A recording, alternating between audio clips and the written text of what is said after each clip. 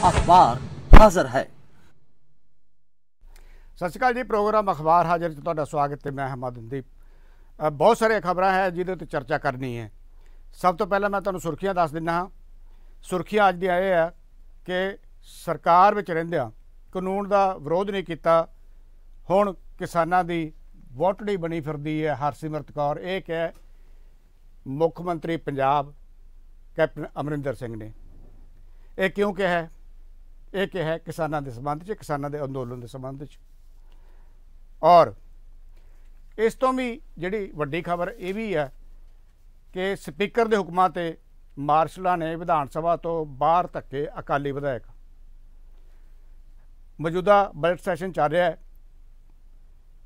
और 3 दिन वास्ते वो जिहड़े 3 दिन रहिंदे विधान सभा सैशन के इस बजट सैशन के 3 दिन अकाली विधायक अगे हिस्सा नहीं लै सकणगे।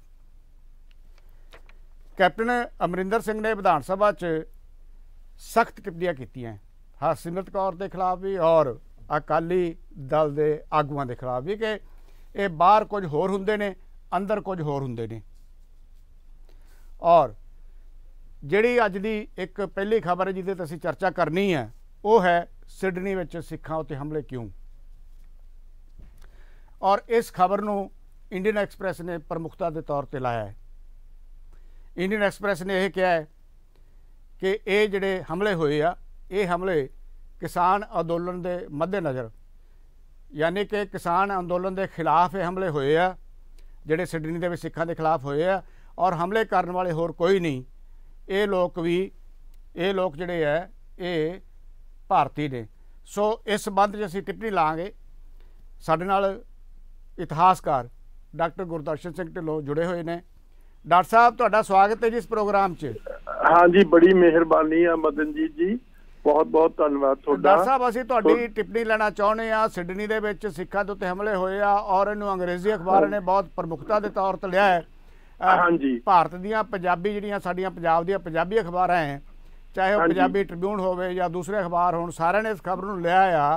परंतु इंडियन एक्सप्रैस ने ते कुछ होर अंग्रेजी अखबारां ने बहुत स्पष्ट जिहड़े संकेत दिते है वो ये दिते आ कि ये हमले किसान अंदोलन जिहड़ा साडा चल रहा है भारत दे विच उस किसान अंदोलन नूं कमज़ोर करने वास्ते या उहदे खिलाफ लोकां दी जिहड़ी सोच है जिहड़ी बाहरों हमायत आ रही सी उहदी दिशा बदलण या उहदे विच खलल पाउण लई हमले करवाए गए आ।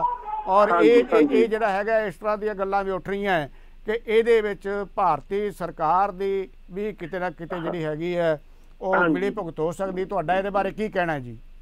देखो ये गल तुसी जो कही आ बिल्कुल दुरुस्त जी, उस दे विच कोई आनी कानी नहीं हो सकती। इंडियन इंटैलीजेंस जिहड़ी आ वो बड़े बड़े पैमाने ते सिखां दे विरोध दे विच जगह जगह कोई ना कोई कॉन्स्पिरेसी करती रहिंदी है टाइम टू टाइम जी।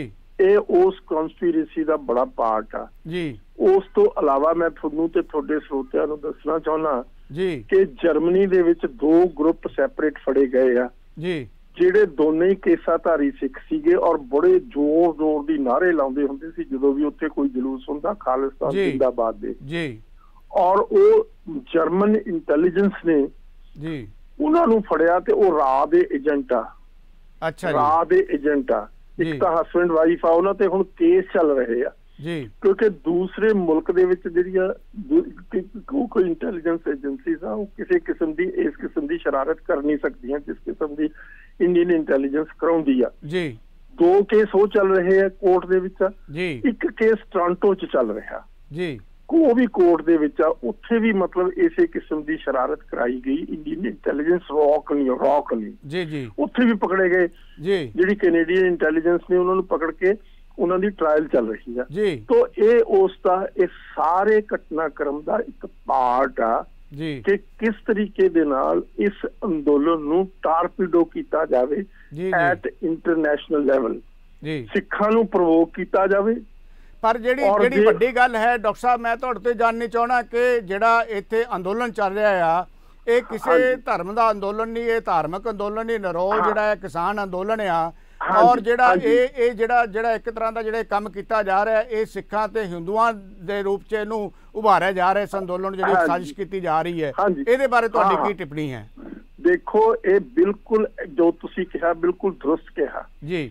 ਇਸ ਅੰਦੋਲਨ ਨੂੰ ਕਮਿਊਨਲਾਈਜ਼ ਕੀਤਾ ਜਾ ਰਿਹਾ ਜੀ ਤਾਂ ਕਿ ਇਹ ਦਰਸਾਇਆ ਜਾਵੇ ਵੀ ਇਹ ਸਿੱਖਾਂ ਦਾ ਹੀ ਆ ਜੀ ਜੀ, ਲੇਕਿਨ ਇਨ ਐਕਚੁਅਲ ਪ੍ਰੈਕਟਿਸ ਇਹ ਤਾਂ ਕਿਸਾਨਾਂ ਦਾ ਜੀ, ਇਹਨਾਂ ਦਾ ਕਿਸੇ ਧਰਮ ਦੇ ਨਾਲ ਕੋਈ ਲੈਣਾ ਦੇਣਾ ਨਹੀਂ ਜੀ, ਕਿਸੇ ਹੋਰ ਖਿੱਤੇ ਦੇ ਨਾਲ ਕੋਈ ਲੈਣਾ ਦੇਣਾ ਨਹੀਂ ਜੀ। ਇੱਕ ਕਿਰਤ ਹੈ, ਹਾਂ, ਕਿਰਤ ਜਿਹੜੀ ਪਾਕ ਆ ਉਹ ਜੀ ਜੀ, ਸਾਫ ਸੁਥਰੀ ਇਮਾਨਦਾਰੀ ਵਾਲੀ ਕਿਰਤ, ਕਿਰਤ ਕਰੋ, ਵੰਡ ਛਕੋ, ਨਾਮ ਜਪੋ ਜੀ। ਤੋ ਉਹ ਗੱਲ ਜਿਹੜੀ ਸੱਚੀ ਸੁੱਚੀ ਉਹ ਸਿੱਖੀ ਦੇ ਨਾਲ ਜੁੜ ਜਾਂਦੀ ਹੈ ਜੀ, ਕਿਉਂਕਿ ਸਿੱਖੀ ਦਾ ਤਾਂ ਆਧਾਰ ਹੀ ਸੱਚ ਤੇ ਹੈ। ਬਿਲਕੁਲ, ਸੱਤ ਨਾਮ ਹੀ ਹੈ, ਮਤਲਬ ਬਿਲਕੁਲ ਜਿਹੜਾ ਰੱਬ ਹੈ ਉਹੀ ਰਿਐਲਿਟੀ ਹੈ, ਬਾਕੀ ਤਾਂ ਸਾਰੀ ਚੀਜ਼ ਅਨਰੀਅਲ ਹੈ। ਤੋ ਇਸ ਕਰਕੇ ਇਹ ਜੋ ਕੁਝ ਕੀਤਾ ਜਾ ਰਿਹਾ ਜੀ ਬੜੀ ਘਟੀਆ ਕਨਸਪੀਰੇਸੀ ਹੈ ਇੰਡੀਅਨ ਇੰਟੈਲੀਜੈਂਸ ਦੀ, ਔਰ ਇਹ ਸਾਰੇ ਮੂਵਮੈਂਟ ਨੂੰ ਟਾਰਪੀਡੋ ਕਰਨ ਦੀ ਕੋਸ਼ਿਸ਼ ਕੀਤੀ ਜਾ ਰਹੀ ਹੈ। ਤੁਹਾਨੂੰ ਇਸ ਤਰ੍ਹਾਂ ਦੇ ਸੰਕੇਤ ਮਿਲ ਰਹੇ ਹੈ ਕਿ ਇਹ ਸਿਰਫ ਸਿਡਨੀ ਤੱਕ ਹੀ ਸੀਮਿਤ ਨਹੀਂ ਰਹੇਗਾ, ਬਾਕੀ ਮੁਲਕਾਂ ਦੇ ਵਿੱਚ ਵੀ ਕਿਤੇ ਨਾ ਕਿਤੇ ਇਸ ਤਰ੍ਹਾਂ ਦੀ ਸਾਜ਼ਿਸ਼ ਹੋ ਸਕਦੀ ਹੈ? ਹਾਂ, ਕੈਨੇਡਾ ਦੇ ਵਿੱਚ ਵੀ ਆਲਰੇਡੀ ਕਰ ਚੁੱਕੇ ਆ, ਕੰਪਲੇਂਟ ਕੀਤੀ ਆ ਉਹਨਾਂ ਨੇ ਜਿਹੜੇ ਉੱਥੇ ਲੋਕ ਪ੍ਰੋਟੈਸਟ ਕਰ ਰਹੇ ਆ ਫਾਰਮਰਸ ਦੇ ਹੱਕ ਵਿੱਚ ਜੀ, ਉਹਨਾਂ ਦੇ ਖਿਲਾਫ ਕੁਝ ਲੋਕਾਂ ਨੇ ਉੱਥੇ ਕੈਨੇਡੀਅਨ ਗਵਰਨਮੈਂਟ ਨੂੰ ਕੰਪਲੇਂਟ ਕੀਤੀ ਆ ਜੀ ਵੀ ਇਹਨਾਂ ਤੋਂ ਸਾਨੂੰ ਥ੍ਰੈਟ ਆ, ਖਤਰਾ ਇਹਨਾਂ ਤੋਂ ਸਾਨੂੰ ਜੀ। ਤੋ ਇਹ ਸਾਰੀ ਜਿਹੜੀ ਚੀਜ਼ ਹੈਗੀ ਆ ਜੀ ਜੀ, ਜਿਸ ਤਰ੍ਹਾਂ ਦੀ ਮੋਦੀ ਸਾਹਿਬ ਦੀ ਕਾਨੂੰਨੀ ਪਾਲਿਸੀ ਆ, ਪਹਿਲਾਂ ਫਿਰ ਇਹ ਕਹੀ ਜਾ ਰਹੇ ਆ ਵੀ ਜੀ ਦੇਖੋ ਸਾਡੇ ਅੰਦਰ ਮਸਲੇ ਆ ਇਹ ਜੀ ਜੀ, ਜੇ ਕੋਈ ਕਿਸਾਨਾਂ ਦੇ ਹੱਕ ਵਿੱਚ ਟਵੀਟ ਦਿੰਦਾ ਜਾਂ ਕੋਈ ਹਾ ਦਾ ਨਾਰਾ ਮਾਰਦਾ ਫਿਰ ਉਹ ਕਹਿ ਦਿੰਦੇ ਕੁਝ ਇਸ ਤਰ੍ਹਾਂ ਦੀਆਂ ਗੱਲਾਂ ਵੀ ਆ ਰਹੀਆਂ ਸੀ ਕਿ ਕੈਨੇਡਾ ਦੇ ਵਿੱਚ ਇਸ ਤਰ੍ਹਾਂ ਦੀ ਇੱਕ ਅਫਵਾਹ ਉੱਡੀ ਹੋਈ ਹੈ ਕਿ ਹਿੰਦੂਤਵਾ ਜਥੇਬੰਦੀਆਂ ਨੇ ਐਲਾਨ ਕੀਤਾ ਕਿ ਗੁਰਦੁਆਰਿਆਂ ਦੇ ਬਾਹਰ ਪ੍ਰਦਰਸ਼ਨ ਕਰਨਗੇ, ਕੋਈ ਇਸ ਤਰ੍ਹਾਂ ਦੀ ਗੱਲ ਤੁਸੀਂ ਵੀ ਸੁਣ ਰਹੇ ਹੋ? ਉਹੀ ਤੁਹਾਨੂੰ ਦੱਸ ਰਿਹਾ ਹਾਂ ਜੀ ਵੀ ਕੈਨੇਡਾ ਦੇ ਵਿੱਚ ਆਲਰੇਡੀ ਇਹ ਚੀਜ਼ ਹੋ ਚੁੱਕੀ ਹੈ ਜੀ, ਲੇਕਿਨ ਉੱਥੇ ਇਹਨਾਂ ਦੇ ਬੰਦਿਆਂ ਦੀ ਆਬਾਦੀ ਬਹੁਤ ਥੋੜੀ ਆ ਜੀ, ਤੇ ਇਸ ਕਰਕੇ ਕੈਨੇਡਾ ਦੀ ਗਵਰਨਮੈਂਟ ਜਿਹੜੀ ਉਹ ਜ਼ਿਆਦਾ ਸੁਚੇਤ ਆ ਜੀ। ਤੋ ਹੁਣ ਦੂਸਰੀਆਂ ਸਰਕਾਰਾਂ ਵੀ, ਜਿਸ ਤਰ੍ਹਾਂ ਮੈਂ ਹੁਣ ਤੁਹਾਨੂੰ ਜਰਮਨੀ ਦੀ ਮਿਸਾਲ ਦਿੱਤੀ ਆ, ਇਸੇ ਤਰੀਕੇ ਨਾਲ ਇਹ ਯਾਨੀ ਆਸਟ੍ਰੇਲੀਆ ਦੀ ਆ, ਇਹ ਤਾਂ ਕਿਸਾਨਾਂ ਦਾ ਅੰਦੋਲਨ ਆ, ਸਿੱਖਾਂ ਦਾ ਥੋੜਾ ਅੰਦੋਲਨ ਹੈ ਜੀ। ਪਰ ਸਿੱਖ ਵਰਸਸ ਹਿੰਦੂ ਕੋ ਬਣਾਇਆ ਜਾ ਰਿਹਾ ਇਸ ਅੰਦੋਲਨ ਨੂੰ? ਹਾਂ, ਇਹ ਤਾਂ ਜਾਣ ਬੁੱਝ ਕੇ ਇਸ ਨੂੰ ਕਮਿਊਨਲਾਈਜ਼ ਕੀਤਾ ਜਾ ਰਿਹਾ। ਜਦ ਕਿ ਪੰਜਾਬ ਦੇ ਵਿੱਚ ਇਸ ਤੋਂ ਡਾਕਟਰ ਸਾਹਿਬ ਉਲਟ ਗੱਲ ਨਜ਼ਰ ਆ ਰਹੀ ਹੈ। ਪੰਜਾਬ ਦੇ ਵਿੱਚ ਇਹ ਕਿਹਾ ਜਾ ਰਿਹਾ ਕਿ ਜਿਹੜਾ ਪੰਜਾਬ ਦਾ ਅਸਲ ਭਾਈਚਾਰਾ ਸੀ, ਜਿਹੜਾ ਬਹੁਤ ਪਹਿਲਾਂ ਕੁਝ ਜਦੋਂ ਪੰਜਾਬ ਦੇ ਹਾਲਾਤ ਇਸ ਤਰ੍ਹਾਂ ਦੇ ਬਣਾਏ ਗਏ, ਉਸ ਤੋਂ ਪਹਿਲਾਂ ਦਾ ਜਿਹੜਾ ਭਾਈਚਾਰਾ ਸੀ ਪੰਜਾਬ ਦਾ, ਉਹ ਇਸ ਅੰਦੋਲਨ ਨੇ ਬਹਾਲ ਕੀਤਾ ਹੈ। ਬਲਕਿ ਹਿੰਦੂਤਵਾ ਮੂਵਮੈਂਟ ਜਿਹੜੀ ਹਿੰਦੁਸਤਾਨ ਦੇ ਵਿੱਚ ਚੱਲੀ ਹੋਈ ਸੀ, ਉਹਨੂੰ ਵੀ ਇਸ ਅੰਦੋਲਨ ਨੇ ਠੱਲ ਪਾਈ ਹੈ। ਮੈਂ ਕਹਿੰਦਾ ਜਿਸ ਕਿਸਮ ਦੀ ਹਾਰਮਨੀ ਜੀ, ਭਾਈਚਾਰਾ ਜਿਸ ਨੂੰ ਪੰਜਾਬੀ ਚ ਕਹਿ ਲਓ, ਅੰਗਰੇਜ਼ੀ ਚ ਹਾਰਮਨੀ ਕਹੋ, ਇਸ ਸੰਘਰਸ਼ ਨੇ ਕ੍ਰੀਏਟ ਕੀਤੀ ਹੈ, ਨਾ ਕਿ ਇਸ ਮੁਲਕ ਦੇ ਵਿੱਚ ਬਲਕਿ ਦੁਨੀਆ ਦੇ ਵਿੱਚ ਜੀ ਜੀ। ਅੱਜ ਹੀ ਮੈਂ ਖਬਰ ਪੜ੍ਹ ਰਿਹਾ ਸੀ ਕਿ ਬਾਹਰਲੇ ਮੁਲਕਾਂ ਵਿੱਚ ਵੀ ਐਜੀਟੇਸ਼ਨ ਫਾਰਮਰਸ ਨੇ ਸ਼ੁਰੂ ਕਰ ਦਿੱਤੇ ਹੈ ਜੀ। ਪਾਕਿਸਤਾਨ ਦੇ ਵਿੱਚੋਂ ਵੀ ਖਬਰਾਂ ਉੱਠ ਰਹੀਆਂ ਕਿ ਉਹਨਾਂ ਨੇ ਪੰਜਾਬ ਚੋਂ ਜਿਸ ਤਰ੍ਹਾਂ ਦਾ ਅੰਦੋਲਨ ਉੱਠਿਆ, ਕਿਸਾਨੀ ਅੰਦੋਲਨ, ਔਰ ਜਿਵੇਂ ਪੂਰੇ ਭਾਰਤ ਦੇ ਵਿੱਚ ਅੰਦੋਲਨ ਨੇ ਫੈਲਿਆ ਆ, ਇਸ ਤਰ੍ਹਾਂ ਹੀ ਪਾਕਿਸਤਾਨ ਦੇ ਵਿੱਚੋਂ ਵੀ ਕਿਸਾਨਾਂ ਦਾ ਅੰਦੋਲਨ ਸ਼ੁਰੂ ਹੋ ਚੁੱਕਿਆ ਹੈ। ਨਾ ਜੀ, ਫਰਾਂਸ ਦੇ ਵਿੱਚੋਂ ਸ਼ੁਰੂ ਹੋ ਚੁੱਕਿਆ, ਫਰਾਂਸ ਦੇ ਵਿੱਚ, ਪੈਰਿਸ ਦੇ ਵਿੱਚ ਸ਼ੁਰੂ ਹੋ ਚੁੱਕਿਆ। ਉਹਨਾਂ ਨੇ ਦਿਖਾਏ ਆ 2 ਪੁਤਲੇ ਕਿਸਾਨਾਂ ਦੇ ਬਣਾ ਕੇ, ਉਹ ਫਾਂਸੀ ਲਾਈ ਵੀ ਉਹਨਾਂ ਨੂੰ ਦਰਖਤ ਦੇ ਨਾਲ ਜੀ। ਤੋ ਇਹ ਸਾਰੀ ਦੁਨੀਆ ਵਿੱਚ ਇਸ ਅੰਦੋਲਨ ਦਾ ਪ੍ਰਭਾਵ ਪੈ ਰਿਹਾ, ਔਰ ਇਹੀ ਜਿਹੜੀ ਚੀਜ਼ ਹੈ ਇਹੀ ਸ਼ਰਮਸਾਰ ਕਰ ਰਹੀ ਆ ਜਿਹੜੀ ਇਸ ਸਰਕਾਰ ਹੈ, ਖਾਸ ਤੌਰ ਤੇ ਪ੍ਰਾਈਮ ਮਿਨਿਸਟਰ ਮੋਦੀ ਸਾਹਿਬ ਜੀ। ਉਹ ਇਸ ਗੱਲ ਦਾ ਜਵਾਬ ਤਾਂ ਦੇ ਨਹੀਂ ਸਕਦੇ ਜੀ ਜੀ, ਇਸ ਗੱਲ ਨੂੰ ਨਕਾਰ ਨਹੀਂ ਸਕਦੇ, ਇਸ ਗੱਲ ਨੂੰ ਨਿੰਦ ਨਹੀਂ ਸਕਦੇ, ਔਰ ਇਸ ਕਿਸਮ ਦੀਆਂ ਘਿਨਾਉਣੀਆਂ ਲਫ਼ਜ਼ ਇਸਤੇਮਾਲ ਕਰ ਰਹੇ ਆ ਜਿਹੜੇ ਹਿਟਲਰ ਨੇ ਕੀਤੇ ਸੀ ਜੂਦ ਦੇ ਖਿਲਾਫ ਜੀ ਜੀ ਜੀ। ਜਿਸ ਤਰ੍ਹਾਂ ਜਿਹੜਾ ਅੰਦੋਲਨ ਜੀਵੀ, ਪਰਜੀਵੀ ਹੁੰਦੇ ਆ, ਪੈਰਾਸਾਈਟਸ ਹੁੰਦੇ ਆ ਜੀ, ਜਿਹੜੇ ਲਹੂ ਚੂਸਣੇ, ਜਿਹਨੂੰ ਪੰਜਾਬੀ ਚ ਕਹਿੰਦੇ ਆ ਲਹੂ ਚੂਸਣੇ ਜਿਹੜੇ ਜੀਵ ਆ, ਉਹਨਾਂ ਨੂੰ ਜਿਹੜੇ ਦੂਸਰੇ ਜੀਵਾਂ ਦੇ ਖੂਨ ਦੇ ਉੱਤੇ ਪਲਦੇ ਆ, ਉਹਨਾਂ ਨੂੰ ਪਰਜੀਵੀ ਜੀ ਜੀ ਬਿਲਕੁਲ। ਤੋਂ ਪਰਜੀਵੀ ਕਹਿ ਕੇ ਇਹੀ ਐਗਜ਼ੈਕਟਲੀ ਹਿਟਲਰ ਨੇ ਕਹੀ ਸੀ ਜਦੋਂ ਜਿਊਜ਼ ਨੂੰ ਮਾਰਿਆ ਸੀ ਜੀ। ਉਹਨੇ ਕਿਹਾ ਸੀ ਵੀ ਜਿਹੜੇ ਜਿਊਜ਼ ਆ ਉਹ ਰੈਟਸ ਆ ਜੀ ਜੀ, ਉਹ ਹਿਊਮਨ ਬੀਇੰਗ ਹੈ ਹੀ ਨਹੀਂ ਜੀ। ਤੋ ਇਹ ਜਿਹੜੀ ਚੀਜ਼ ਹੈ, ਕਈ ਲੋਕ ਕਹਿ ਦਿੰਦੇ ਆ ਜੀ ਉਈਓ ਕਹਿਤੀ, ਗਲਤੀ ਨਾਲ ਨਹੀਂ ਕਹੀ, ਇਹ ਜਾਣ ਬੁੱਝ ਕੇ ਕਹੀ। ਨਹੀਂ, ਉਹਨਾਂ ਨੇ ਬਕਾਇਦਾ ਦੁਹਰਾਈ ਹੈ ਗੱਲ, ਗਲਤੀ ਨਾਲ ਨਹੀਂ ਕਹੀ, ਉਹਨਾਂ ਨੇ ਦੁਹਰਾਈ ਆਪਣੀ ਗੱਲ। ਹਾਂ, ਦੁਹਰਾਈ ਆ। ਦੁਹਰਾਉਣ ਤੋਂ ਇਲਾਵਾ ਇਹ ਗੱਲ ਉਹਨਾਂ ਨੇ ਬੜੀ ਸੋਚ ਵਿਚਾਰ ਕੇ ਕਹੀ ਆ, ਕਿਉਂਕਿ if you give a bad name to the dog ਜੀ ਦੈਨ ਯੂ ਕਿਲ ਹਿਮ। ਹਾਂ, ਕਿਸੇ ਕੁੱਤੇ ਨੂੰ ਤੁਸੀਂ ਕਹੋ ਵੀ ਇਹ ਤਾਂ ਪਾਗਲ ਕੁੱਤਾ, ਹਲਕਿਆ ਵੇ ਕੁੱਤਾ, ਫਿਰ ਮਾਰਨਾ ਤੁਹਾਨੂੰ ਜਸਟੀਫਿਕੇਸ਼ਨ ਹੈਗੀ। ਜੇ ਤੁਸੀਂ ਰੈਟਸ ਕਹੋਗੇ ਕਿਸੇ ਹਿਊਮਨ ਬੀਇੰਗ ਨੂੰ, ਰੈਟ ਨੇ ਤਾਂ ਕੋਈ ਨੈਗੇਟਿਵਿਟੀ ਹੈ ਨਾ ਉਹਦੀ ਸਾਰੀ, ਤੁਸੀਂ ਉਹਨੂੰ ਮਾਰਨਾ ਸੌਖਾ ਜੀ। तो इसे तरीके नाल जे तुसी परजीवी कहोगे इन्हां नूं तां उन्हां नूं मारोगे तुसी। जेड़े इस तरह दी हैरानी दी गल, दुखदाई गल, सब तो वड्डी दुखदाई गल है जी डॉक्टर साहब कि पार्लीमेंट दे फ्लोर दे उत्ते जी जदों उसने गांधी ने ये गल कही सी भी 2 मिनट दा मौन वर्त रखो, 220 किसान बेचारे इस संघर्ष दे विच अपनी जान गवा बैठे आ, तां उस दे उत्ते इतनी घटिया घिनौनी गल, इनह्यूमन गल कीती BJP they members of the parliament ने आवाज़ां उठाउण लग गए। वो मतलब कि व्हाट हैव यू अचीव्ड?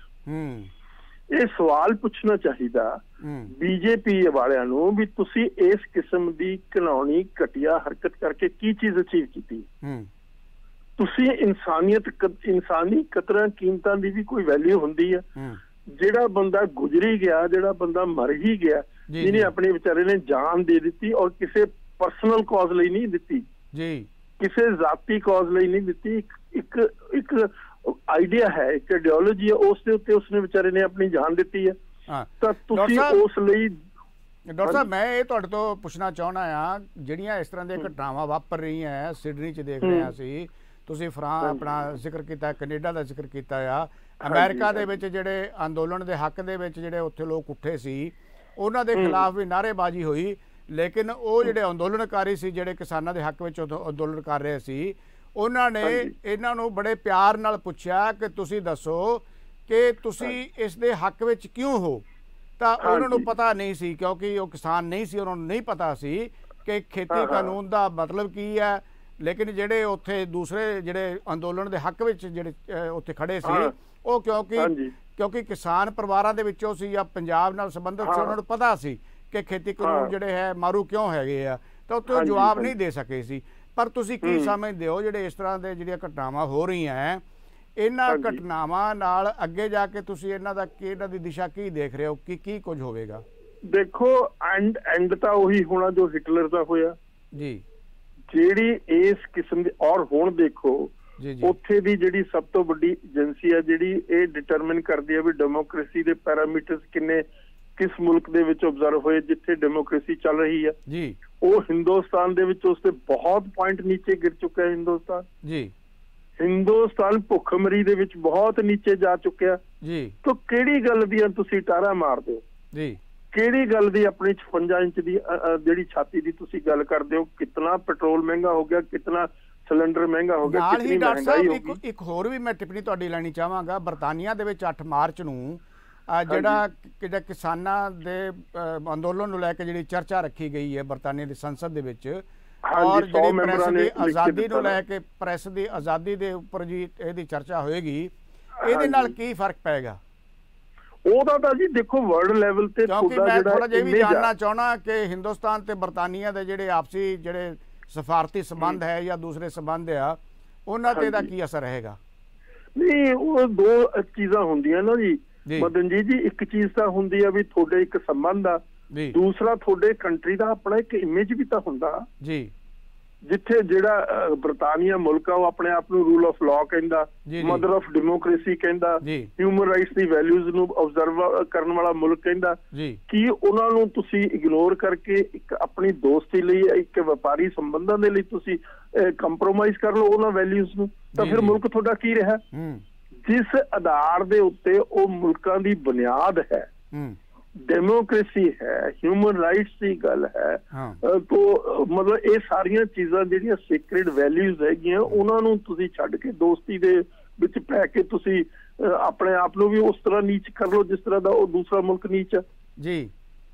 ਤੋ ਦੇਖੋ ਜੋ ਅਮਰੀਕਾ ਦੇ ਵਿੱਚ ਜਿਹੜੀ ਉਹ ਏਜੰਸੀ ਹੈ ਜਿਹੜੀ ਉਹਨਾਂ ਨੇ ਇਹਨਾਂ ਦੀ ਡੈਮੋਕ੍ਰੇਸੀ ਨੂੰ ਡੀਵੈਲਿਊ ਕੀਤਾ, ਉਹਨਾਂ ਨੇ ਅਮਰੀਕਾ ਦੇ ਵਿੱਚ ਵੀ ਕਿਹਾ ਵੀ ਅਮਰੀਕਾ ਦੇ ਵਿੱਚ ਵੀ ਜਿਹੜਾ ਟਰੰਪ ਆ ਉਸਨੇ ਇਸ ਕਿਸਮ ਦੀਆਂ ਮਤਲਬ ਘਟੀਆ ਕਿਸਮ ਦੀਆਂ ਗੱਲਾਂ ਕੀਤੀਆਂ, ਅਨਡੈਮੋਕ੍ਰੈਟਿਕ ਗੱਲਾਂ ਕੀਤੀਆਂ। ਔਰ ਉੱਥੇ ਦਾ ਜਿਹੜਾ ਸੈਕਟਰੀ ਆਫ ਸਟੇਟ ਆ ਉਹਨੇ ਇਹ ਗੱਲ ਮੰਨੀ ਹੈ, ਉਹਨੇ ਉਸ ਚੀਜ਼ ਨੂੰ ਐਕਸੈਪਟ ਕੀਤਾ ਜੀ।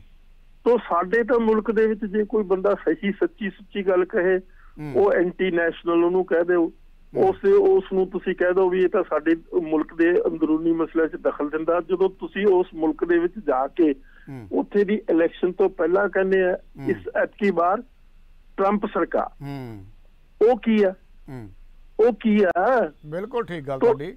ਇਸ ਕਰਕੇ ਇੱਕ ਪਾਸੇ ਜਦੋਂ ਜਿਹੜੀ ਦੁਨੀਆ ਇੱਕ ਪਾਸੇ ਨਹੀਂ ਹੈਗੀ ਜੀ, ਤਾਂ ਉਸ ਤੇ ਦੂਸਰਾ ਐਸਪੈਕਟ ਵੀ ਹੁੰਦਾ, ਉਸ ਨੂੰ ਵੀ ਮੱਦੇਨਜ਼ਰ ਕਰਨਾ ਚਾਹੀਦਾ, ਦੇਖਣਾ ਚਾਹੀਦਾ। ਅੱਜ ਹਾਹਾਕਾਰ ਜਿਹੜੀ ਹਿੰਦੁਸਤਾਨ ਦੀ ਡੈਮੋਕ੍ਰੇਸੀ ਤਾਂ ਸਿਰਫ ਇਲੈਕਸ਼ਨਾਂ ਦੇ 8-10 ਦਿਨ ਦੀ ਆ, 8-10 ਦਿਨ ਸਿਰਫ ਇਲੈਕਸ਼ਨਾਂ ਦੇ ਹੀ ਡੈਮੋਕ੍ਰੇਸੀ ਹੈ, ਉਸ ਤੋਂ ਬਾਅਦ ਕੋਈ ਡੈਮੋਕ੍ਰੇਸੀ ਨਹੀਂ ਇਸ ਮੁਲਕ ਦੀ। ਡਾਕਟਰ ਸਾਹਿਬ, ਇਸ ਸੰਬੰਧ 'ਚ ਮੈਂ ਥੋੜਾ ਜਿਹਾ ਤੁਹਾਡੇ ਵਿਧਾਨ ਸਭਾ ਤੇ ਵੀ ਜੇ ਟਿੱਪਣੀ ਲੈ ਲਾਂ ਤਾਂ ਤੁਹਾਡੇ ਕੋਲ ਜੇ ਟਾਈਮ ਹੋਵੇ ਤਾਂ ਮੈਂ ਪੁੱਛਣਾ ਚਾਹੁੰਦਾ, ਕਿਉਂਕਿ ਵਿਧਾਨ ਸਭਾ ਦਾ ਬਜਟ ਸੈਸ਼ਨ ਜਾਰੀ ਹੈ ਜੀ, ਤੁਹਾਨੂੰ ਜਿਵੇਂ ਕਿ ਪਤਾ 3 ਦਿਨ ਬਾਕੀ ਰਹਿ ਗਏ। 8 ਮਾਰਚ ਨੂੰ ਜਿਹੜਾ ਬਜਟ ਹੈ ਉਹ ਪੇਸ਼ ਕੀਤਾ ਜਾਣਾ ਪੰਜਾਬ ਦਾ, ਔਰ ਅੱਜ ਜੋ ਕੁਝ ਹੋਇਆ ਪੰਜਾਬ ਵਿਧਾਨ ਸਭਾ 'ਚ, ਵਿਧਾਨ ਸਭਾ ਦੇ ਵਿੱਚੋਂ ਜਿਹੜੇ ਵਿਧਾਇਕ ਹੈ ਅਕਾਲੀ ਦਲ ਦੇ, ਉਹਨਾਂ ਨੂੰ ਸਪੀਕਰ ਦੇ ਹੁਕਮ ਤੇ ਮਾਰਸ਼ਲਾਂ ਨੇ ਬਾਹਰ ਧੱਕ ਦਿੱਤਾ ਵਿਧਾਨ ਸਭਾ ਤੋਂ। ਅਗਲੇ 3 ਦਿਨ ਉਹ ਹਿੱਸਾ ਨਹੀਂ ਲੈ ਸਕਣਗੇ। ਔਰ ਅੱਜ ਆਪਣੇ ਸੰਬੋਧਨ ਦੇ ਵਿੱਚ ਕੈਪਟਨ ਅਮਰਿੰਦਰ ਸਿੰਘ ਨੇ ਬੜੀਆਂ ਸਖਤ ਟਿੱਪਣੀਆਂ ਕੀਤੀਆਂ ਹੈ। ਅਮਰਿੰਦਰ ਸਿੰਘ ਨੇ ਕਿਸਾਨ ਅੰਦੋਲਨ ਦੇ ਸੰਬੰਧ ਵਿੱਚ ਅਕਾਲੀ ਦਲ ਨੂੰ ਬਹੁਤ ਰਗੜੇ ਲਾਏ ਆ। ਕੈਪਟਨ ਅਮਰਿੰਦਰ ਸਿੰਘ ਨੇ ਕਿਹਾ ਹੈ ਕਿ ਬੀਬੀ ਹਰਸਿਮਰਤ ਕੌਰ ਜਿਹੜੀ ਹੁਣ ਕਿਸਾਨਾਂ ਦੀ ਵੋਟੜੀ ਬਣੀ ਫਿਰਦੀ ਹੈ, ਵੋਟੜੀ ਸ਼ਬਦ ਵਰਤਿਆ ਉਹਨਾਂ ਨੇ, ਕਿ ਹੁਣ ਜਿਹੜੀ ਕਿਸਾਨਾਂ ਦੀ ਵੋਟੜੀ ਬਣੀ ਫਿਰਦੀ ਹੈ, ਜਦੋਂ ਸਰਕਾਰ ਵਿੱਚ ਸੀ ਉਦੋਂ ਕੀ ਕੀਤਾ, ਅੰਦਰ ਹੋਰ ਬਾਹਰ ਕੁਝ ਹੋਰ। ਇਸੇ ਤਰ੍ਹਾਂ ਉਹਨਾਂ ਨੇ ਸਾਰੇ ਅਕਾਲੀ ਦਲ ਦੇ ਆਗੂਆਂ ਨੂੰ ਵੀ ਕਿਹਾ ਆ। ਸੋ ਇਹ ਜਿਹੜੀ ਉਹਨਾਂ ਨੇ ਗੱਲ ਕਹੀ ਹੈ ਅਮਰਿੰਦਰ ਸਿੰਘ ਨੇ, ਇਸ ਗੱਲ ਨੂੰ ਤੁਸੀਂ ਕਿਵੇਂ ਵੇਖ ਰਹੇ ਹੋ? ਦੇਖੋ, ਉਹ ਗੱਲ ਉਹਨੇ ਜੋ ਵੀ ਕਹੀ ਹੈ ਠੀਕ ਕਹੀ ਹੈ, ਪਰ ਆਪਣਾ ਆਪ ਵੀ ਦੇਖ ਲਓ। ਮੋਦੀ ਨੇ ਕੁਝ ਚੀਫ ਮਿਨਿਸਟਰਾਂ ਨੂੰ ਬੁਲਾਇਆ ਸੀ ਜਦੋਂ ਇਹ ਬਿੱਲ ਦੀ ਸ਼ੇਪ ਦੇ ਵਿੱਚ ਸੀਗੇ ਜੀ। ਅਮਰਿੰਦਰ ਸਿੰਘ ਨੂੰ ਇਨਵਾਈਟ ਕੀਤਾ ਸੀ, ਇਹ ਫੈਕਟ ਆ। ਤਾਂ ਅਮਰਿੰਦਰ ਸਿੰਘ ਆਪ ਨਹੀਂ ਸੀਗਾ, ਉਹਨੇ ਮਨਪ੍ਰੀਤ ਸਿੰਘ ਨੂੰ ਭੇਜਿਆ ਸੀ। ਮਨਪ੍ਰੀਤ ਸਿੰਘ ਨੇ ਇਹਨਾਂ ਜਿਹੜੇ ਬਿੱਲ ਸੀ ਇਹਨਾਂ ਨੂੰ ਇੰਡੋਰਸ ਕੀਤਾ ਸੀ ਜੀ। ਅੱਛਾ, ਇਹ ਰਿਕਾਰਡਡ ਫੈਕਟ ਆ, ਰਿਕਾਰਡਡ ਫੈਕਟ। ਅੱਛਾ, ਇਹ ਵੀ ਹਾਮੀ ਭਰ ਚੁੱਕੇ ਆ। ਹੁਣ ਚਾਹੇ ਜੋ ਮਰਜ਼ੀ ਕਹੀ ਜਾਵੇ ਅਮਰਿੰਦਰ ਸਿੰਘ, ਪਰ ਜਦੋਂ ਬਿੱਲ ਪਾਸ ਹੋਏ ਆ, ਜਦੋਂ ਬਿੱਲ ਦੀ ਸ਼ੇਪ ਸੀ, ਅਮਰਿੰਦਰ ਸਿੰਘ ਨੇ ਕੋਈ ਜ਼ਬਾਨ ਚੋਂ ਇੱਕ ਲਫ਼ਜ਼ ਵੀ ਕੱਢਿਆ ਇਹਨਾਂ ਦੇ ਖਿਲਾਫ। ਤੋ ਹੁਣ ਜਦੋਂ ਸਾਰਾ ਪਾਸਾ ਪਲਟ ਗਿਆ ਜੀ, ਜਦੋਂ ਸਾਰਾ ਪਾਸਾ ਪਲਟ ਗਿਆ, ਪੰਜਾਬ ਦਾ ਕੱਲਾ ਜੀਵ ਜਿਹੜਾ ਕੱਲਾ ਬੰਦਾ ਉਹ ਉਲਟ ਹੋ ਗਿਆ, ਤਾਂ ਫਿਰ ਅਮਰਿੰਦਰ ਸਿੰਘ ਨੂੰ, ਕਿਉਂਕਿ ਉਹਨੇ ਇਲੈਕਸ਼ਨ ਲੜਨੀ ਹੈ ਜੀ, ਇਲੈਕਸ਼ਨ ਲੜਨ ਦੇ ਲਈ ਉਸ ਨੂੰ ਇਸ ਗੱਲ ਦੇ ਲਈ ਆਪਣਾ ਮਤਲਬ ਜੋ ਹੀ ਆ ਉਹਨੂੰ ਆਪਣੀ ਚੀਜ਼ਾਂ ਨੂੰ ਉਲਟਾ ਕੇ ਹੀ ਉਹ ਪੇਸ਼ ਕਰ ਰਿਹਾ। ਇਸ ਹਮਾਮ ਵਿੱਚ ਸਾਰੇ ਨੰਗੇ ਆ, ਮਾਫ ਕਰ। ਕੋਈ ਇਹ ਨਹੀਂ ਕਹਿ ਸਕਦਾ ਵੀ ਉਹ ਪਾਕ ਆ, ਪਵਿੱਤਰ ਆ। ਅਮਰਿੰਦਰ ਸਿੰਘ ਨੇ ਕਿਸਾਨਾਂ ਤੋਂ ਕੀ ਲੈਣਾ? ਜਿਸ ਕਿਸਮ ਦਾ ਬਾਦਲ ਨੇ ਪੰਜਾਬ ਨੂੰ ਲੁੱਟਿਆ, ਹੁਣ ਜਿਹੜਾ ਰਹਿੰਦਾ ਖੁੰਦਾ ਸੀਗਾ ਉਹ ਇਹ ਲੁੱਟ ਕੇ ਲੈ ਜਾਊਗਾ, ਗੱਲ ਖਤਮ ਆ।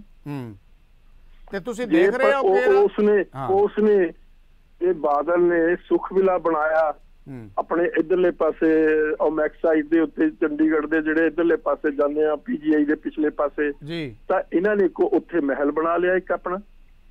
ਮਤਲਬ ਹੈ ਕਿ ਬਾਦਲਾਂ ਨੇ ਉੱਥੇ ਵਿਲਾ ਉੱਥੇ ਹੋਟਲ ਬਣਾਇਆ ਜੀ, ਹੋਟਲ ਬਣਾਇਆ ਸੀਗਾ, ਉਹ ਤਾਂ ਬਣਾਇਆ ਸੁਖ ਵਿਲਾ, ਇਹਨੇ ਇੱਕ ਸੁਖ ਵਿਲਾ ਬਣਾਇਆ। ਹਾਂਜੀ, ਸੁਖਬੀਰ ਨੇ, ਹਾਂ, ਉਹ ਇਸ ਨੇ ਆਪਣਾ ਉੱਥੇ ਮਹਿਲ ਬਣਾਇਆ ਬਹੁਤ ਵੱਡਾ। ਹਾਂ, ਔਰ ਉਹ ਜੰਗਲ ਦੀ ਜ਼ਮੀਨ ਆ, ਉਸ ਦੀ ਪਰਮਿਸ਼ਨ ਲਈ ਆ, ਇਸਨੇ ਉੱਥੇ ਬਣ ਨਹੀਂ ਸੀ ਸਕਦੀ, ਬਿਲਡਿੰਗ ਬਣ ਨਹੀਂ ਸਕਦੀ। ਕਿਸ ਨੇ ਸਰ? ਇਸ ਨੇ ਅਮਰਿੰਦਰ ਸਿੰਘ ਨੇ। ਹਾਂ, ਅਮਰਿੰਦਰ ਸਿੰਘ ਨੇ ਵੀ ਬਣਾ ਲਿਆ ਔਰ ਸੁਖਬੀਰ ਬਾਦਲ ਨੇ ਵੀ ਬਣਾ ਲਿਆ। ਸੁਖਬੀਰ ਬਾਦਲ ਨੇ ਤਾਂ ਬਹੁਤ ਪਹਿਲਾਂ ਬਣਾ ਲਿਆ, ਉਹਨੇ ਸਪੈਸ਼ਲ ਸੜਕਾਂ ਵੀ ਕੱਢੀਆਂ, ਸਭ ਇਹਨੇ ਵੀ ਉਸੇ ਤਰ੍ਹਾਂ ਕੀਤਾ। ਕਸਰ ਕਿਸੇ ਨੇ ਨਹੀਂ ਛੱਡੀ। ਜੰਗਲ ਦੀ ਜ਼ਮੀਨ ਆ, ਉਹ ਜੰਗਲ ਦੀ ਜ਼ਮੀਨ ਆ, ਫੋਰੈਸਟ ਲੈਂਡ ਆ, ਉਸ ਦੇ ਉੱਤੇ ਕਿਸੇ ਕਿਸਮ ਦੀ ਇਸ ਕਿਸਮ ਦੀ ਐਕਟੀਵਿਟੀ ਹੋ ਨਹੀਂ ਸਕਦੀ ਜੀ। ਤਾਂ ਇਹਨੇ ਮਤਲਬ ਉਹਨੂੰ ਤੋੜ ਕੇ ਆਪਣਾ ਮਤਲਬ ਹੁਣ ਜੋ ਮਰਜ਼ੀ ਕਰੇ, ਕਿਉਂਕਿ ਚੀਫ ਮਿਨਿਸਟਰ ਆ। ਤੋਂ ਮੇਰਾ ਮਤਲਬ ਕਹਿਣ ਦਾ ਇਹ ਆ, ਕਿਸੇ ਨੇ ਦੋਨਾਂ ਵਿੱਚੋਂ ਕਸਰ ਨਹੀਂ ਛੱਡੀ, ਮਾਫ ਕਰਨਾ। ਪਰ ਜਿਹੜੀਆਂ ਅੱਜ ਉਹਨਾਂ ਨੇ ਟਿੱਪਣੀਆਂ ਕੀਤੀਆਂ ਹੈ ਕਿਸਾਨ ਅੰਦੋਲਨ ਦੇ ਸੰਦਰਭ ਵਿੱਚ, ਉਹ ਟਿੱਪਣੀਆਂ ਜਿਹੜੀਆਂ ਖਾਸ ਧਿਆਨ ਵੀ ਮੰਗਦੀਆਂ ਹੈ, ਕਿਉਂਕਿ ਉਹਨਾਂ ਨੇ ਜਿਹੜਾ ਖੇਤੀ ਮੰਤਰੀ ਹੈ ਹਰਿਆਣੇ ਦਾ, ਉਹਨੂੰ ਤਾਂ ਇੱਥੋਂ ਤੱਕ ਕਿਹਾ ਕਿ ਉਹਨੂੰ ਕਟਾਪਾ ਚਾੜਨਾ ਚਾਹੀਦਾ, ਉਹਨੂੰ ਪੁੱਠਾ ਟੰਗਣਾ ਚਾਹੀਦਾ, ਕਿਉਂਕਿ ਉਹਨਾਂ ਨੇ ਇੱਕ ਜਿਹੜੀ ਗੱਲ ਕਹੀ ਸੀ, ਉਹ ਜਦੋਂ ਕਿਸਾਨ ਉੱਥੇ ਮਰ ਰਹੇ ਆ ਘੋਲ ਦੇ ਵਿੱਚ, ਜਦੋਂ ਉਹਨਾਂ ਨੂੰ ਪੁੱਛਿਆ ਗਿਆ, ਹਰਿਆਣੇ ਦੇ ਕਿਸਾਨ ਵੀ ਮਰ ਰਹੇ ਆ ਉੱਥੇ, ਉਹਨਾਂ ਨੇ ਕਿਹਾ ਵੀ ਉਹਨਾਂ ਨੇ ਤਾਂ ਮਰਨਾ ਹੀ ਸੀ, ਜਾਂ ਘਰ ਮਰ ਜਾਂਦੇ ਭਾਵੇਂ ਉੱਥੇ ਮਰ ਗਏ, ਉਹਨਾਂ ਨੇ ਇਹ ਗੱਲ ਕਹੀ। ਤਾਂ ਇਹਦੇ ਖਿਲਾਫ ਵੀ ਉਹਨਾਂ ਨੇ ਸਖਤ ਟਿੱਪਣੀ ਕੀਤੀ ਕੈਪਟਨ ਅਮਰਿੰਦਰ ਸਿੰਘ ਜੀ ਨੇ ਕਿ ਇਹੋ ਜਿਹੇ ਜਿਹੜੇ ਮੰਤਰੀ ਆ ਇਹਨਾਂ ਨੂੰ ਤਾਂ ਪੁੱਠਾ ਟੰਗਣਾ ਚਾਹੀਦਾ, ਇਹਨਾਂ ਤੋਂ ਕਟਾਪਾ ਚਾੜਨਾ ਚਾਹੀਦਾ ਹੈ। ਇਸ ਸੰਦਰਭ 'ਚ ਜੇ ਅਸੀਂ ਦੇਖੀਏ ਤਾਂ ਬੜੀ ਵਿਭਾਗ ਟਿੱਪਣੀਆਂ ਕਰ ਰਹੇ ਆ, ਜਦ ਕਿ ਪਹਿਲਾਂ ਇੰਨੇ ਵਿਭਾਗ ਨਹੀਂ ਸੀ ਹੁੰਦੇ। ਦੇਖੋ ਗੱਲ ਖਾਸ ਕਰਕੇ ਮੋਦੀ ਸਰਕਾਰ ਦੇ ਖਿਲਾਫ ਇੰਨੀਆਂ ਵਿਭਾਗ ਟਿੱਪਣੀਆਂ ਪਹਿਲਾਂ ਅਮਰਿੰਦਰ ਸਿੰਘ ਨੇ ਨਹੀਂ ਸੀ ਕੀਤੀਆਂ। ਸਕੂਲ ਟੀਚਰਾਂ ਨੂੰ, ਖਾਸ ਤੌਰ ਤੇ ਲੇਡੀ ਟੀਚਰਾਂ ਨੂੰ ਬਾਦਲ ਵੇਲੇ ਵੀ ਕੁੱਟਿਆ ਗਿਆ, ਬੁਰੀ ਤਰ੍ਹਾਂ ਕੁੱਟਿਆ ਗਿਆ, ਪਾਣੀ ਦੀਆਂ ਵਿਛਾੜਾਂ ਪਾਈਆਂ, ਅਥਰੂ ਗੈਸ, ਇਹਨੇ ਵੀ ਉਹੀ ਕੰਮ ਕਰ ਰਿਹਾ। ਹਾਂ, ਫਰਕ ਕੋਈ ਨਹੀਂ। ਇਸ ਹਮਾਮ ਦੇ ਵਿੱਚ ਸਾਰੇ ਨੰਗੇ ਆ। ਜਿਸ ਕਿਸਮ ਦੀਆਂ ਬਦਸਲੂਕੀਆਂ ਬਾਦਲ ਨੇ ਕੀਤੀਆਂ, ਉਸੇ ਕਿਸਮ ਦੀਆਂ ਬਦਸਲੂਕੀਆਂ ਅਮਰਿੰਦਰ ਸਿੰਘ ਦੀ ਸਰਕਾਰ ਨੇ ਕੀਤੀਆਂ, ਕਿਉਂਕਿ ਲੋਕਾਂ ਦਾ ਰੋਸ ਇਤਨਾ ਜ਼ਿਆਦਾ ਪ੍ਰਕਾਸ਼ ਸਿੰਘ ਬਾਦਲ ਦੇ ਖਿਲਾਫ, ਗੁਰੂ ਗ੍ਰੰਥ ਸਾਹਿਬ ਦੀ ਬੇਅਦਬੀ ਦੇ ਮਸਲੇ ਦੇ ਉੱਤੇ, ਇਸੇ ਤਰੀਕੇ ਨਾਲ ਹੋਰ ਮਸਲੇ ਆ। ਔਰ ਦੇਖੋ ਉਸ ਨੇ ਵੀ, ਸੁਖਵੀਰ ਬਾਦਲ ਨੇ, ਹਲੇ ਸਰਕਾਰ ਨੇ ਸਹੁੰ ਨਹੀਂ ਸੀ ਖਾਧੀ, ਆ ਸੁਮੇਧ ਸਿੰਘ ਸੈਣੀ ਨੂੰ ਬੁਲਾ ਕੇ DGP ਦਾ ਅਹੁਦਾ ਸੌਂਪਤਾ ਸੀ ਉਸਨੇ। ਇਸ ਕਿਸਮ ਦੀਆਂ ਬੇਹੁਦੀਆਂ, ਅਨਕਨਸਟੀਟਿਊਸ਼ਨਲ, ਅਨਡੈਮੋਕ੍ਰੈਟਿਕ, ਅਨਟ੍ਰੈਡੀਸ਼ਨਲ ਜਿਹੜੀਆਂ ਗੱਲਾਂ ਉਹ ਇਹ ਵੀ ਕਰ ਰਿਹਾ। ਪਰ ਸੁਮੇਧ ਸੈਣੀ ਉਹਨਾਂ ਨੂੰ ਤਾਂ ਸਾਰੇ ਪਾਸੇ ਜ਼ਮਾਨਤਾਂ ਮਿਲ ਗਈਆਂ, ਪੇਸ਼ਗੀ ਜ਼ਮਾਨਤ ਉਹਨੂੰ ਤਾਂ ਮਿਲਣੀ ਹੀ ਹੈ ਜੀ। ਉਹ ਕਿਉਂਕਿ ਜੁਡੀਸ਼ਰੀ ਦਾ ਇਸ ਵੇਲੇ ਸਾਰਾ ਜੋ ਕੰਮ ਕਾਰੋਬਾਰ ਆ ਉਹ ਖਤਮ ਹੋ ਚੁੱਕੇ ਇਸ ਮੁਲਕ ਦੇ ਵਿੱਚ। ਜੁਡੀਸ਼ਰੀ ਦੇ ਉੱਤੇ ਬੜੇ ਕਿੰਤੂ ਪਰੰਤੂ ਖੜੇ ਹੋਏ ਗਏ। ਜਿਸ ਕਿਸਮ ਦੀ ਉਹ ਅਰਨਬ ਗੋਸਵਾਮੀ ਨੂੰ ਜਿਸ ਤਰੀਕੇ ਦੇ ਨਾਲ ਉਸ ਨੂੰ ਜ਼ਮਾਨਤ ਦਿੱਤੀ ਗਈ ਸੁਪਰੀਮ ਕੋਰਟ ਵੱਲੋਂ, ਮਤਲਬ ਬੜੀ ਲਾਹਨਤ ਵਾਲੀ ਗੱਲ ਹੈ। ਉਹ ਤਾਂ ਸਿੱਖਾਂ ਨੇ ਤਾਂ ਜਦੋਂ 1984 ਚ ਜੁਡੀਸ਼ਰੀ ਦਾ ਰੋਲ ਦੇਖ ਲਿਆ ਸੀ, ਜਦੋਂ 4 ਦਿਨ ਕਤਲੋ ਗਾਰਤ ਸਿੱਖਾਂ ਦਾ ਹੁੰਦਾ ਰਿਹਾ ਦਿੱਲੀ ਸ਼ਹਿਰ ਦੇ ਵਿੱਚ, ਜਿੱਥੇ ਹਾਈ ਕੋਰਟ ਵੀ ਹੈ, ਜਿੱਥੇ ਸੁਪਰੀਮ ਕੋਰਟ ਆ। ਔਰ ਰਜਿੰਦਰ ਸੱਚਰ ਦਾ ਇੱਕ ਆਰਟੀਕਲ ਆ, ਉਸ ਨੇ ਕਿਹਾ ਮੈਂ ਸੁਓ ਮੋਟੋ ਨੋਟਿਸ ਲਿਆ, ਔਰ ਜਦੋਂ ਮੈਂ ਨੋਟਿਸ ਲਿਆ ਰਾਤੋਂ ਰਾਤ ਮੇਰਾ ਰੋਸਟਰ ਬਦਲਤਾ। ਉਹੀ ਐਗਜ਼ੈਕਟਲੀ ਗੱਲ ਜਿਸ ਕਿਸਮ ਦਾ ਜਿਹੜੇ ਹੁਣ ਕਮਿਊਨਲ ਰਾਈਟਸ ਹੋਏ ਆ ਦਿੱਲੀ ਦੇ ਵਿੱਚ ਮੁਸਲਮਾਨਾਂ ਦੇ ਖਿਲਾਫ, ਉਹ ਹਾਈ ਕੋਰਟ, ਉੱਥੇ ਦੇ ਦਿੱਲੀ ਦੇ ਹਾਈ ਕੋਰਟ ਨੇ, ਇੱਕ ਜੱਜ ਨੇ ਸੁਓ ਮੋਟੋ ਨੋਟਿਸ ਲਿਆ, ਰਾਤੋਂ ਰਾਤ ਉਸ ਨੂੰ ਟ੍ਰਾਂਸਫਰ ਕਰਕੇ ਪੰਜਾਬ ਹਰਿਆਣਾ ਹਾਈ ਕੋਰਟ ਚੰਡੀਗੜ੍ਹ ਬਦਲਤਾ। ਤੋ ਇਹ ਤਾਂ ਸਾਰੀ ਕਿਹੜੀ ਜੁਡੀਸ਼ਰੀ, ਕਿੱਥੇ ਹੈ ਜੁਡੀਸ਼ਰੀ? ਅੱਜ ਦੇ ਇੱਕ ਕਮੈਂਟ NDTV ਦੇ ਉੱਤੇ ਆਇਆ ਸੁਪਰੀਮ ਕੋਰਟ ਦੇ ਫਾਰਮਰ ਜੱਜ ਦਾ, ਉਹ ਕਹਿੰਦਾ ਵੀ ਵੀ ਉਹਨੂੰ ਪੁੱਛਿਆ ਵੀ ਇਹ ਹਾਲਾਤ ਇਸੇ ਤਰ੍ਹਾਂ ਰਹਿਣਗੇ, ਉਹ ਹੱਸ ਕੇ ਕਿਹਾ ਮੈਨੂੰ ਲੱਗਦਾ ਵੀ ਇਦੋਂ ਵੀ ਬੱਤਰ ਹੋਣਗੇ। ਅੱਛਾ, ਜੁਡੀਸ਼ਰੀ ਦੇ ਉੱਤੇ ਕਮੈਂਟ, ਤੁਹਾਨੂੰ ਕੀ ਲੱਗ ਰਿਹਾ ਕਿ ਹਾਲਾਤ ਸੁਧਰਨਗੇ ਕਿ ਬੱਤਰ ਹੋਣਗੇ? ਮੈਂ ਤੁਹਾਨੂੰ ਦੱਸ ਰਿਹਾ ਜੀ, ਜਿਸ ਦਿਨ ਇਹ ਬਣਿਆ ਸੀ ਮੋਦੀ, ਮੈਂ ਉਸੇ ਦਿਨ ਕਿਹਾ ਸੀ, ਮੈਂ ਕਿਹਾ ਤੁਸੀਂ ਹਿਟਲਰ ਦਾ ਬਾਇਓਗ੍ਰਾਫੀ, ਮੈਨ ਕੈਂਪ ਦੀ ਕਿਤਾਬ ਆ, ਆਟੋਬਾਇਓਗ੍ਰਾਫੀ ਆ, ਬੜੀ ਮਸ਼ਹੂਰ ਵਰਲਡ ਫੇਮਸ ਬੁੱਕ ਆ, ਉਹ ਤੁਸੀਂ ਪੜ੍ਹ ਲਓ, ਉਹਦੇ ਚੋਂ ਹਿਟਲਰ ਦਾ ਨਾਮ ਕੱਢ ਦਿਓ ਤੇ ਤੁਹਾਨੂੰ ਐ ਲੱਗੂਗਾ ਵੀ ਮੋਦੀ ਸਾਹਿਬ ਹੀ ਉਹਦੇ ਵਿੱਚ। ਅੱਛਾ ਅੱਛਾ ਅੱਛਾ ਅੱਛਾ ਅੱਛਾ। ਹਾਂ, ਤੋਂ ਮੇਰਾ ਮਤਲਬ ਕਹਿਣ ਦਾ ਇਹ ਆ। ਨਹੀਂ, ਤੁਸੀਂ ਭਵਿੱਖ ਕੀ ਦੇਖ ਰਹੇ ਹੋ, ਕੀ ਹੋਊਗਾ ਅੱਗੇ ਜਾ ਕੇ? ਭਵਿੱਖ ਬੜਾ ਡਾਰਕ, ਡਿਸਮਲ ਐਂਡ ਡਿਸਅਪਾਇੰਟਿੰਗ। ਮਤਲਬ ਇਹ ਗੱਲ ਕਹਿਣਾ ਵੀ ਭਾਰਤ ਦੀ ਜਨਤਾ ਨੂੰ ਨਹੀਂ ਪਤਾ ਲੱਗ ਰਿਹਾ ਤੁਹਾਡੇ ਕਹਿਣ ਦਾ ਭਾਵ ਹੈ। It was a republic of hope. Now it is a republic of fear. ਭੈ ਪੈਦਾ ਕਰ ਰਿਹਾ, ਡਰ ਪੈਦਾ ਕੀਤਾ ਜਾ ਰਿਹਾ। ਜਿਸ ਮੁਲਕ ਦੇ ਵਿੱਚ ਤੁਹਾਨੂੰ ਇਹੀ ਨਹੀਂ ਪਤਾ ਵੀ ਕਦੋਂ ਤੁਹਾਡੇ ਤੇ ED ਦੇ ਹੋ ਜਾਣਗੇ, ਇਨਕਮ ਟੈਕਸ ਦੇ ਹੋ ਜਾਣਗੇ, ਹੋਰ ਏਜੰਸੀਆਂ ਤੁਹਾਨੂੰ ਪਕੜ ਕੇ ਲੈ ਜਾਣਗੀਆਂ। ਤੋ ਇਹ ਤਾਂ ਮਤਲਬ ਜਾਨੀ ਹੈਬਿਸ ਕਾਰਪਸ ਜਿਹੜਾ ਐਕਟ ਆ ਉਹ ਖਤਮ ਹੋ ਚੁੱਕਿਆ। ਸੈਡੀਸ਼ਨ ਜਿਹੜਾ ਐਕਟ ਆ ਉਹ ਕੋਈ ਨਹੀਂ ਹੈ, ਉਹ ਇਹਨਾਂ ਨੇ ਇੰਟਰੋਡਿਊਸ ਕਰ ਦਿੱਤਾ। ਉਸ ਤੋਂ ਵੀ ਜ਼ਿਆਦਾ ਮਤਲਬ ਜਿਹੜੇ ਕਾਨੂੰਨ ਆ, ਸੈਡੀਸ਼ਨ ਜਿਹੜਾ ਰੂਲ ਆਫ ਲਾਅ ਉਹਦੇ ਚ ਐਗਜ਼ਿਸਟ ਨਹੀਂ ਕਰਦੀ, ਵਾਇਲੈਂਸ ਐਗਜ਼ਿਸਟ ਕਰਦੀ ਹੈ। ਲੇਕਿਨ ਇੱਥੇ ਤਾਂ ਸੈਡੀਸ਼ਨ ਦੇ ਨਾਂ ਦੇ ਉੱਤੇ ਵਿਚਾਰਿਆਂ ਨੂੰ ਕਿਸ ਤਰ੍ਹਾਂ, ਉਹ ਕੁੜੀ ਨੂੰ ਵਿਚਾਰੀ ਨੂੰ ਕਿਸ ਤਰ੍ਹਾਂ ਉਹ ਜਿਹੜੀ ਕਰਨਾਟਕਾ ਤੋਂ ਫੜ ਕੇ ਲੈ ਕੇ ਆਏ। ਦੇਖੋ ਕਿੰਨੀ, ਮੈਂ ਕਹਿੰਦਾ ਜੇ ਫਰਜ਼ ਕਰੋ ਜੁਡੀਸ਼ਰੀ ਨੇ ਉਹਨੂੰ ਜ਼ਮਾਨਤ ਦੇ ਵੀ ਦਿੱਤੀ ਆ, ਜਾਂ ਬਹੁਤ ਅੱਛੇ ਉਹਨੇ ਕਮੈਂਟ ਪਾਏ ਆ, ਜਿਹੜਾ ਉੱਥੇ ਦਾ ਸੈਸ਼ਨ ਜੱਜ ਰਾਣਾ, ਮਿਸਟਰ ਰਾਣਾ, ਲੇਕਿਨ ਬਾਵਜੂਦ ਇਸ ਗੱਲ ਦੇ ਮਦਨ ਜੀ ਤੁਸੀਂ ਇਮੇਜਿਨ ਕਰੋ ਉਹਦੀ ਮਾਂ ਨਾਲ ਕੀ ਬੀਤੀ ਹੋਣੀ। ਇੱਕ ਨੌਜਵਾਨ ਲੜਕੀ 21 ਸਾਲ ਦੀ ਨੂੰ ਤੁਸੀਂ ਸਿੱਧੇ ਤੌਰ ਦੇ ਉੱਤੇ ਅਰੈਸਟ ਕਰਕੇ ਕਿੱਥੋਂ ਕਰਨਾਟਕਾ ਤੇ ਕਿੱਥੇ ਦਿੱਲੀ, ਅੱਛਾ ਜ਼ਮੀਨ ਅਸਮਾਨ ਦਾ ਅੰਤਰ ਆ ਹਰ ਚੀਜ਼ ਨਾਲ। ਉੱਥੇ ਦੀ ਲੈਂਗੁਏਜ ਵੱਖਰੀ ਆ, ਉੱਥੇ ਦਾ ਕਲਚਰ ਵੱਖਰਾ, ਉੱਥੇ ਦੀ ਹਰ ਚੀਜ਼ ਵੱਖਰੀ। ਤੁਸੀਂ ਇੱਕ ਬੱਚੇ ਨੂੰ 21 ਸਾਲ ਦੇ ਬੱਚੇ ਨੂੰ ਇਤਨੀ ਬੇਰਹਿਮੀ ਦੇ ਨਾਲ ਪਕੜ ਕੇ ਮਤਲਬ ਦਿੱਲੀ ਦੇ ਜੇਲ੍ਹ 'ਚ ਡੱਕਦੇ ਹੋ ਔਰ ਫਿਰ ਉਸਦੀ ਐਕਸਟੈਂਡ ਕਰਾਉਂਦੇ ਹੋ ਉਸ ਦੀ ਜਿਹੜੀ ਉਹਦੇ ਤੇ ਜਦੋਂ ਜ਼ਮਾਨਤ ਮਿਲਦੀ ਹੈ ਤਾਂ ਜੱਜ ਦੀ ਟਿੱਪਣੀ ਆਉਂਦੀ ਹੈ ਕਿ ਸਰਕਾਰ ਨਾਲ ਅਸਹਿਮਤੀ ਪ੍ਰਗਟਾਉਣੀ ਦੇਸ਼ ਧਰੋਹ ਨਹੀਂ ਬਣਦਾ ਔਰ ਇਹਨਾਂ ਨੇ ਉਹਦੇ ਤੇ ਦੇਸ਼ ਧਰੋਹ ਦਾ ਮੁਕੱਦਮਾ ਠੋਕਤਾ ਸੀ।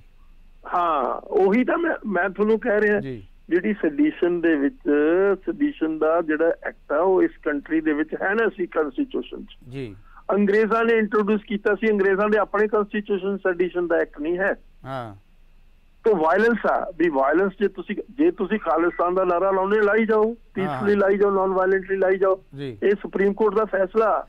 ਪਰ ਡਾਕਟਰ ਸਾਹਿਬ ਜਾਂਦੇ ਜਾਂਦੇ ਆਪਾਂ ਇੱਕ ਗੱਲ ਇਹਦੇ ਨਾਲ ਕਿਉਂਕਿ ਹੁਣ ਕਰਨੀ ਪੈ ਰਹੀ ਹੈ, ਪਹਿਲਾਂ ਸਾਡੇ ਇਸ ਜਿਹੜੇ ਚਰਚਾ ਦਾ ਵਿਸ਼ਾ ਨਹੀਂ ਸੀ ਪਰ ਉਹ ਕਰਨਾ ਪੈ ਰਿਹਾ। ਅਸੀਂ ਪਹਿਲਾਂ ਵੀ ਕਰ ਚੁੱਕੇ ਹਾਂ, ਕੱਲ ਵੀ ਇਹਦੇ ਤੇ ਅਸੀਂ ਗੱਲ ਕਰ ਚੁੱਕੇ ਹਾਂ ਕਿ ਜਿਹੜਾ ਸੁਪਰੀਮ ਕੋਰਟ ਦਾ ਜਿਹੜਾ ਫਾਰੂਕ ਅਬਦੁੱਲਾ ਦੇ ਮਾਮਲੇ ਦੇ ਵਿੱਚ ਜਿਹੜਾ ਇੱਕ ਫੈਸਲਾ, ਮੈਂ ਕਹੂੰਗਾ ਫੈਸਲਾ ਹੀ ਹੈ ਉਹ, ਕਿ ਧਾਰਾ 370 ਦਾ ਵਿਰੋਧ ਕਰਨਾ ਸਰਕਾਰ ਨਾਲ ਅਸਹਿਮਤੀ ਪ੍ਰਗਟਾਉਣਾ ਹੈ ਪਰ ਦੇਸ਼ ਧਰੋਹ ਦਾ ਕੇਸ ਨਹੀਂ ਬਣਦਾ ਉਹਨਾਂ ਤੇ। ਬਿਲਕੁਲ ਨਹੀਂ ਬਣਦਾ। ਜਾ ਕੇ ਤੁਸੀਂ ਕੀ ਅੱਗੇ ਕੀ ਸਿੱਟੇ ਦੇਖ ਰਹੇ ਹੋ, ਕਿਸ ਤਰ੍ਹਾਂ ਦੇ ਹੋਣਗੇ, ਇਹਦਾ ਅਸਰ ਹੋਊਗਾ ਕੁਝ ਅੱਗੇ? ਦੇਖੋ ਮੈਂ ਹੁਣ ਤੁਹਾਨੂੰ ਦੱਸਾਂ ਕਿਹੜਾ ਕਾਨੂੰਨ ਹੈ। ਤੁਸੀਂ ਇੱਕ ਸਿੱਖ ਤਾਂ ਕਹਿੰਦੇ ਨੇ ਸਾਡੇ ਨਾਲ ਵਰਬਲ ਵਾਅਦੇ ਕੀਤੇ, ਗਾਂਧੀ ਨੇ ਕੀਤੇ, ਨਹਿਰੂ ਨੇ ਕੀਤੇ, ਫਲਾਣੇ ਨੇ ਕੀਤੇ, ਤਿਮਕੇ ਨੇ ਕੀਤੇ, ਅਗਲਿਆਂ ਨੇ ਰਿਟਨ ਕਨਸਟੀਟਿਊਸ਼ਨ 'ਚ ਦੇਤਾ ਲਿਖ ਕੇ ਵੀ ਤੁਹਾਡੇ ਲਈ ਆਰਟੀਕਲ 370 ਅਸੀਂ ਤੁਹਾਨੂੰ ਸਪੈਸ਼ਲ ਅਧਿਕਾਰ ਦਿੰਦੇ ਹਾਂ। ਉਹ ਆਪਣੀ ਮਰਜ਼ੀ ਦੇ ਨਾਲ ਇਸ ਮੁਲਕ ਦੇ ਪਾਰਟ ਬਣੇ ਮੁਸਲਮਾਨ ਉੱਥੋਂ ਦੇ ਜਿਹੜੇ ਕਸ਼ਮੀਰ ਦੇ ਜਿਹੜੇ, ਤੇ ਉਸ ਤੋਂ ਬਾਅਦ ਉਹਨਾਂ ਨਾਲ ਤੁਸੀਂ ਮਤਲਬ ਇੱਕ ਜਰਨਲਿਸਟ ਦਾ ਕਮੈਂਟ ਸੀ ਜੀ ਸ਼ਾਇਦ ਇੰਡੀਅਨ ਐਕਸਪ੍ਰੈਸ ਦੇ ਵਿੱਚ, ਕਹਿੰਦਾ ਹਿੰਦੁਸਤਾਨ ਦਾ ਜਿਹੜਾ ਸੱਚਾ ਸੁੱਚਾ ਇਨਸਾਨ ਆ ਉਹ ਜਦੋਂ ਕਿਸੇ ਮੁਸਲਮਾਨ ਨੂੰ ਦੇਖੇਗਾ ਉਸਦੀਆਂ ਅੱਖਾਂ ਨੀਵੀਆਂ ਹੋ ਜਾਣਗੀਆਂ। ਜੀ ਜੀ ਜੀ ਸ਼ਰਮਿੰਦਾ ਹੋਏਗਾ, ਉਹ ਆਪਣੇ ਆਪ ਨੂੰ ਮਾਫ ਨਹੀਂ ਕਰ ਸਕੇਗਾ। ਜੋ ਮਰਜ਼ੀ ਤੁਸੀਂ ਨਾਰੇ ਹਿੰਦੂਤਵ ਦੇ ਲਾਈ ਜਾਓ ਪਰ ਤੁਸੀਂ ਕਿਸੇ ਨਾਲ ਕੋਈ ਕਮਿਟਮੈਂਟ ਕੀਤੀ ਕੀ ਹਿੰਦੂਤਵ ਇਹ ਕਹਿੰਦਾ ਵੀ ਕਿਸੇ ਨਾਲ ਤੁਸੀਂ ਕਮਿਟਮੈਂਟ ਕੀਤੀ ਹੈ ਹੁਣ ਤਾਂ ਜਿਹੜਾ RSS ਦਾ ਜਿਹੜਾ ਇੱਕ ਜਿਹੜੀ RSS ਦੀ ਜਿਹੜੀ ਇਹ ਯੋਜਨਾ ਸੀ ਹਿੰਦੂਤਵਾ ਹਿੰਦੂ ਰਾਸ਼ਟਰ ਦੀ, ਉਹਦੇ ਤੋਂ ਅੱਗੇ ਵੱਧ ਕੇ RSS ਦੇ ਮੁਖੀ ਮੋਹਨ ਭਾਗਵਤ ਨੇ ਤਾਂ ਇਹ ਕਹਿ ਦਿੱਤਾ ਹੈ ਕਿ ਉਹ ਮਹਾ ਭਾਰਤ ਬਣਾਉਣਾ ਚਾਹੁੰਦੇ ਆ ਜਿਹਦੇ ਵਿੱਚ ਪਾਕਿਸਤਾਨ ਵੀ, ਜਿਹੜੇ ਵੀ ਭਾਰਤ ਤੋਂ ਵੱਖਰੇ ਸਾਰੇ ਦੇਸ਼ ਵਾਪਸ ਆਉਣਗੇ ਔਰ ਜਿਹੜੀ ਅਗਵਾਈ ਹੈ ਉਹ ਉਹਨਾਂ ਦੀ ਹਿੰਦੂ ਕਰੇਗਾ। ਉਹ ਤਾਂ ਉਹਦੀ ਇੱਕ ਮਤਲਬ ਡ੍ਰੀਮ ਵਰਲਡ 'ਚ ਰਹਿੰਦਾ ਉਹ ਤਾਂ ਦੇਖੋ ਆਪਣੀ ਗੱਲ ਨੂੰ ਪੱਕਾ ਕਰਨ ਵਾਸਤੇ ਉਹਨਾਂ ਨੇ ਨਹਿਰੂ ਦੀ ਉਦਾਹਰਨ ਦਿੱਤੀ ਸੀ ਕਿ ਨਹਿਰੂ ਨੇ ਜਦੋਂ ਕਿਹਾ ਸੀ ਕਿ ਪਾਕਿਸਤਾਨ ਨਹੀਂ ਬਣ ਰਿਹਾ, ਇਹ ਮੂਰਖਾਂ ਦਾ ਸੁਪਨਾ ਆ, ਪਰ ਪਾਕਿਸਤਾਨ ਬਣਿਆ ਸੀ। ਉਹਨੇ ਵੀ ਕਿਹਾ ਕਿ ਜਿਵੇਂ ਹੁਣ ਮੈਨੂੰ ਕਹਿ ਸਕਦੇ ਨੇ ਲੋਕ ਕਿ ਇਹ ਮੂਰਖਾਂ ਦਾ ਸੁਪਨਾ ਹੈ ਪਰ ਕਹਿੰਦਾ ਵੀ ਮਹਾਭਾਰਤ ਬਣ ਕੇ ਰਹੇਗਾ।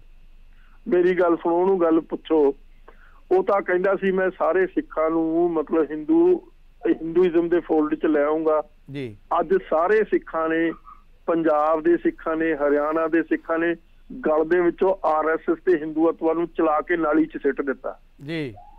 ਮੈਨੂੰ ਦੱਸੋ ਕਿਹੜਾ ਤੁਹਾਡਾ RSS ਦਾ ਬੰਦਾ ਪੰਜਾਬ ਦੇ ਵਿੱਚ ਜਿਹੜਾ ਛਾਤੀ ਤਾਣ ਕੇ ਕਹਿ ਦੇਵੇ ਵੀ ਮੈਂ RSS ਦਾ ਮੈਂਬਰ ਹਾਂ। ਇਸ ਸੰਘਰਸ਼ ਦਾ ਸਭ ਤੋਂ ਵੱਡਾ ਇੰਪੈਕਟ ਇਹ ਹੋਇਆ ਔਰ ਸਭ ਤੋਂ ਵੱਡਾ ਨੁਕਸਾਨ RSS BJP ਨੂੰ ਇਸ ਪੁਆਇੰਟ ਤੇ ਹੋਇਆ ਜੀ। ਬਹੁਤ ਬਹੁਤ ਸ਼ੁਕਰੀਆ ਡਾਕਟਰ ਸਾਹਿਬ, ਤੁਸੀਂ ਬਹੁਤ ਵਿਸਥਾਰਪੂਰਵਕ ਸਾਡੇ ਨਾਲ ਚਰਚਾ ਕੀਤੀ ਹੈ ਔਰ ਬਹੁਤ ਸਾਰੇ ਜਿਹੜੇ ਭਰਮ ਭੁਲੇਖੇ ਸੀ ਦੂਰ ਕੀਤੇ। ਬਹੁਤ ਬਹੁਤ ਧੰਨਵਾਦ ਤੁਹਾਡਾ ਡਾਕਟਰ ਸਾਹਿਬ ਸਾਡੇ ਨਾਲ ਬਣੇ ਰਹਿਣ ਲਈ। Thank you sir. Thank you ਜੀ, ਤੁਹਾਡਾ ਵੀ ਬਹੁਤ ਬਹੁਤ ਸ਼ੁਕਰੀਆ। ਤੁਹਾਨੂੰ ਇਹ ਪ੍ਰੋਗਰਾਮ ਕਿਵੇਂ ਲੱਗਿਆ ਆਪਣੇ ਵਿਚਾਰ ਜ਼ਰੂਰ ਦੇਣਾ।